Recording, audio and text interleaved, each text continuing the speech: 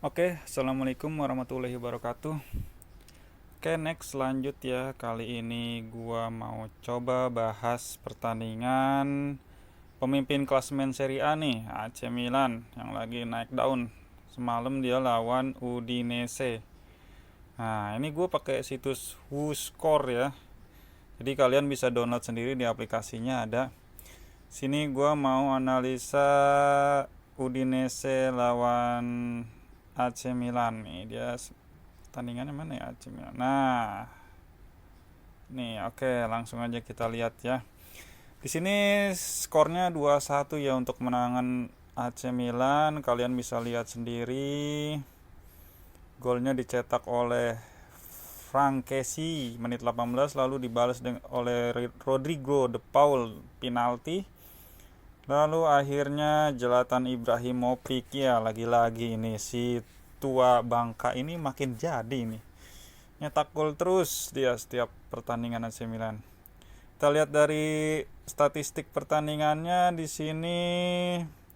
Total shoot AC Milan 12 berbanding 9, shoot on target 4-2, ball possession 60-40. Ya, kalau dari kita lihat dari statistik ini jelas ya AC Milan ini mendominasi jalannya pertandingan ya. Udinese ya nggak bisa berbuat apa-apa ini. Kalah skill, kalah kalah apa ya? Kalah skill, kalah taktik, kalah strategi lah. Jadi memang pantas ini mestinya Milan ini bisa menang walaupun mainnya di kandang Udinese, tapi memang pantas kalau lihat dari statistik ini ya, kelihatan lah mendominasi. Lanjut kita lihat rating pemain nih. Ini Udinese memakai formasi 4-3-3 ya. Dia mengandalkan para gelandangnya ini si Rodrigo De Paul sama Ricardo Pereira ini pemain baru nih dari kalau nggak salah dari Watford nih. Dulu pernah main di Juve nih si Pereira ini. Ini nggak banyak berubah ya, dia formasinya 4-3-3, cuma di depannya aja nih biasanya Lasanya ini di posisi OKK, dan ini juga ada sang mantan ini, ada Deulofeu. Dulu ini mantan pemain Milan nih, cuma nggak ditebus waktu itu. Nah, ini bisa kalian lihat sendiri ini untuk rating pemainnya ini De Paul ya yang tertinggi ya. Dia yang berandil besar sih dalam poros penyerangan Udinese ini. Nah, di sini pemain penggantinya namun nggak bisa berbuat banyak juga ya. Lanjut kita lihat di AC Milan sendiri, ini diawali ininya ya comeback Donnarumma ya, kemarin sempat positif COVID katanya, cuma selang berapa hari doang ya ini udah sembuh, cepet banget ya. Nggak tahu lah itu COVID di sana itu gimana itu ceritanya lah. Biasanya kan kalau di Indonesia sini kan 14 hari loh, 2 minggu loh. Nah, di sana itu bisa cepet loh. Udah bagus, lanjut nih. Nah, kalau dari susunan pemain ini Stefano Pioli ini yang gua tahu nih ya. Dia ini jarang mengotak-ngatik starting line up. Dia kalau udah ngerasa udah bagus, udah terbaik starting elevennya, dia jarang sekali merubah-rubah. Ini terlihat nih di pertandingan ini masih dengan komposisi squad yang andalannya ya, starting eleven terbaiknya ya, Calhanoglu, Makers, Leao gitu. Jadi emang Pioli jarang merubah taktik, mungkin karena takut ya beresiko ya kalau misalnya dimasukin langsung ada pemain satu dua, takutnya merubah gaya bermain atau merubah adaptasi pemain antar lininya mungkin kurang terjaga gitu. Jadi kalau kita lihat di sini rating tertinggi ya jelas ya si Ibra Kadabra ini, karena dia mencetak gol kemenangan. Salto coy. Ya dia mencetak gol salto di menit 83 kalau nggak salah ya. Gitu. Nah, di sini tuh Milan ini kuat ini di lini tengahnya nih, si Frank Kessie sama Benacer ini double pivot, ini benar-benar dia yang merusak permainan lawan sekaligus dia yang mengalirkan bola, dan didukung oleh Saelmakers Leao ini. Jadi Ibrahimovic juga ini sebagai pemantul ya, dia bodinya gede tinggi, siapa yang bisa kuat ngebody dia kan, back rata-rata tinggi atau postur badannya di bawah dia, jadi dia secara body ball itu udah unggul ya. Nah, ini kita lihat Milan mengganti 5 pemainnya ya, dengan rating ya yang standar lah gitu. Nah, kita lanjut nih. Ini kalau dari hasil pertandingannya menurut WhoScored ini, sini bisa kelihatan kelemahan Udinese weakness nih. Ini dia sering kali kehilangan bola ya, cepat sekali kehilangan bola. Dan di sini Udinese ini gaya bermainnya ini selalu shooting jarak jauh dia kadang selalu mungkin buntu ya, frustasi tidak bisa membongkar pertahanan Milan, jadi kebanyakan melakukan long shoot. Nah, di sisi AC Milan sendiri kekuatannya itu dia cepat sekali. Tadi yang gue bilang si double pivot si Benacer sama Kessie ini dia cepat dalam mengambil bola gitu. Kalau kehilangan bola dia langsung segera mengepres gitu. Di sini di kelemahan Milan disebutkan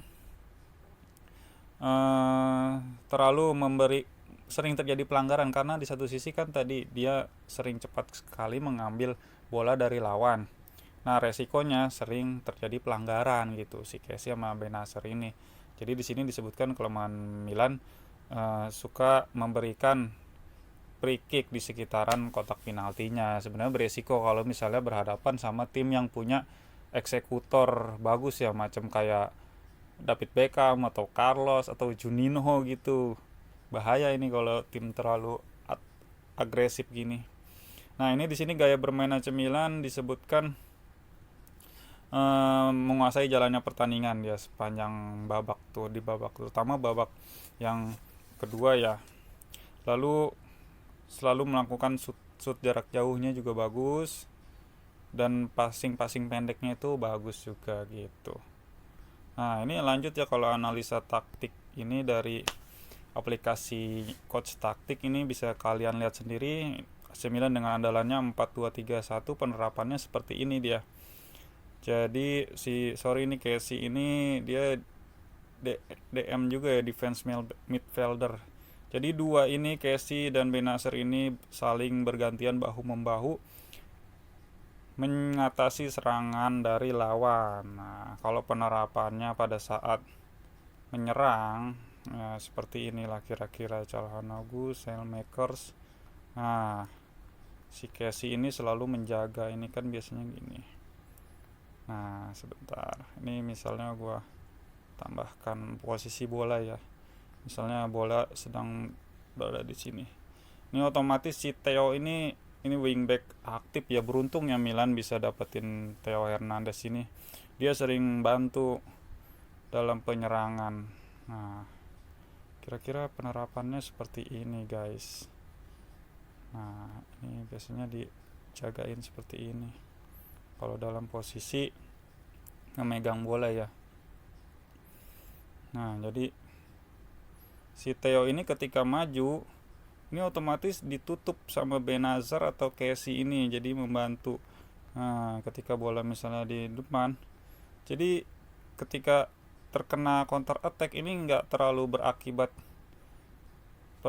signifikan ya, karena di lini sini udah ditutup Kessie sama Benacer. Sebaliknya jika Calabria juga naik gitu, otomatis ini Benacer menutup ruang yang ditinggalkan oleh Calabria gitu. Ya itu tadi gue bilang, mungkin Pioli ini makanya dia nggak berani terlalu banyak mengganti pemain yang ada gitu. Dia kalau sudah menemukan yang terbaik nggak banyak mengganti. Karena apa? Karena resikonya kalau misalnya ada yang terganti, misalnya taruhlah ini Milan ya, alhamdulillahnya dia belum mengalami pemain yang berjatuhan ya, cedera ya, atau serangan covid gitu, hampir separuh pemain gitu nggak ada. Kemarin doang terakhir Donnarumma aja sama Gabbia kalau nggak salah, itu pun pemain pelapis gitu. Jika misalnya seandainya gitu ada beberapa yang cedera atau covid, misalnya Calhanoglu atau Ibra atau Kessie gitu ya, taruhlah Ibra dan Calhanoglu ya, mungkin akan sedikit kehilangan keseimbangan ya Milan ini ya gitu. Jadi ya semoga aja ini nggak kenapa-napa ya, karena di satu sisi kedalaman skuad Milan ini kurang kalau menurut gue ya untuk mengarungi, apalagi dia masih main di 3 liga ya, ada Liga Europa League dan nanti Piala Italia ya. Sini kita lihat dia mengganti Brahim Diaz, menggantikan Saelemaekers. Lalu Tonali main menggantikan Bennacer. Lalu Dalot juga lumayan nih, pinjaman dari MU.